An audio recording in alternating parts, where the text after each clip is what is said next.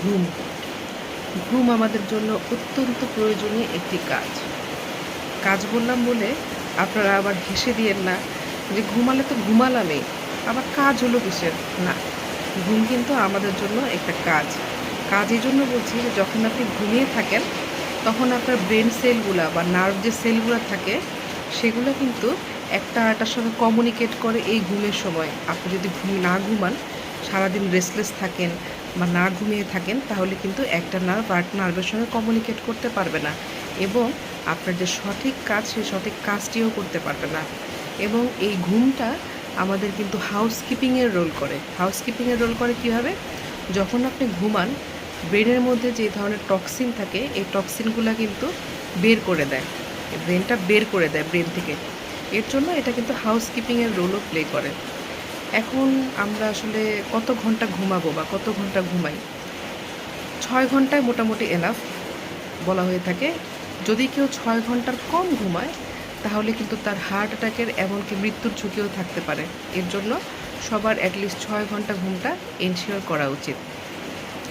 আমাদের ধর্মেও কিন্তু আছে, আমাদের কিন্তু এশার নামাজের পরে ঘুমিয়ে যাওয়ার নিয়ম এবং সকালবেলা উঠে ফজরের নামাজ পড়ার নিয়ম আর কি। তো ঘুমটা কেন আমরা রাতেই ঘুমাই? রাতে ঘুমাই এই জন্য যে আপনার যে গ্লুকোজ লেভেলটা থাকে, গ্লুকোজ ভেঙে গ্লাইকোজেন হয়, এই গ্লাইকোজেনটা রাতের বেলাতেই রিপ্লেনিশ হয়, মানে হচ্ছে রিস্টোর হয়, আবার সেটা কাজের জন্য আবার সেটা তৈরি হয় আর কি রাত্রেবেলা, সেটা রাতের আধারে। এর জন্যই কিন্তু আমাদের ধর্মে ওই রাতের বেলাতেই ঘুমাতে বলা হয়। এছাড়া আমরা কীভাবে ঘুম আনতে পারি? অনেকের ঘুম আসে না, আমার নিজেরও মাঝে মধ্যে ঘুম আসে না। ঘুম কীভাবে আনতে পারি? আমরা ব্রিদিং প্র্যাকটিস করতে পারি, স্লোলি ইন্সপিরেশন অ্যান্ড এক্সপিরেশন করতে পারি। তারপরে হচ্ছে আমরা সুন্দর একটা এনভায়রনমেন্ট দিতে পারি ঘুমের জন্য। তারপরে হচ্ছে গিয়ে অনেক সময় অনেকে বলে না যে আমার ঘুম আসে না কিন্তু ভাত খেলে ঘুম আসে। কার্বোহাইড্রেট কিন্তু একটা উৎস ঘুমের। ঘুম যদি না আসে, কেউ যদি কার্বোহাইড্রেট খায় তার কিন্তু ঘুম আসবে। এটা কিন্তু মানে নিয়ম আর কি, ঘুম আসার একটা টেকনিক। যাই হোক, কার্বোহাইড্রেট তো বাদ দিতে হবে বা কমিয়ে দিতে হবে আমরা যারা করে খাই। এখন আমরা যখন ঘুমাই, এই ঘুমের মধ্যে 6 ঘন্টায় ঘুমাই আর 7 ঘন্টায় ঘুমাই, এর মধ্যে 2 ঘন্টা থাকে আমাদের ডিপ স্লিপ। 2 ঘন্টা ডিপ স্লিপ থাকে। অনেকে দেখবেন ডিপ স্লিপের পর ঘুমের মধ্যে চোখের পর্দা কাঁপে, এটাকে র্যাম বলে, র্যাপিড আই মুভমেন্ট। ওই সময়টাতেই দেখা যায় আমরা বিভিন্ন রকম স্বপ্ন দেখি।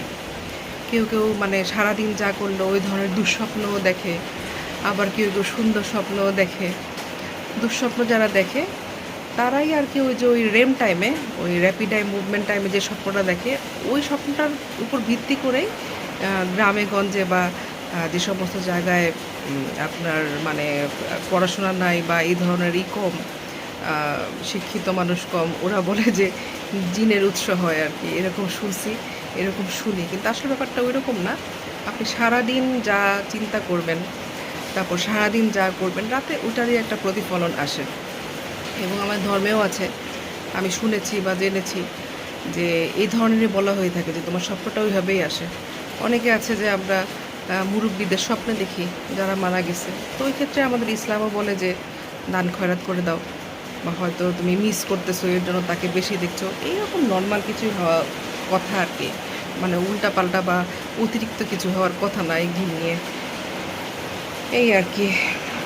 তো ঘুমান সবাই ভালো মতো, 6 ঘন্টা ঘুম এনশিওর করেন। তারপরে হচ্ছে দিনে যে যেখানেই কাজ করেন না কেন, অ্যাটলিস্ট 20 মিনিটস একটা ছোটো ন্যাপ নেওয়ার চেষ্টা করেন। হ্যাঁ, ভাত খাওয়ার পরে বা লাঞ্চ করার পরে নিজেকে, বডিটাকে একটু রিল্যাক্স করে দেন। এটা কিন্তু আমাদের ধর্মেও আছে, আমাদের নবীজিও কিন্তু এরকম দুপুরে খাওয়ার পরে বিশ্রাম নিতেন। বিশ্রাম নেওয়াটা খুব জরুরি আসলে।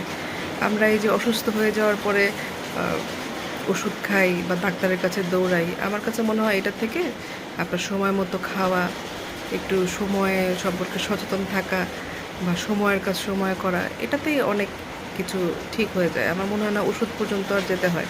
তো যাই হোক, আসলে ছিলাম ঘুমে, আর কোথায় আসলাম, এই আর কি। ভালো থাকবেন।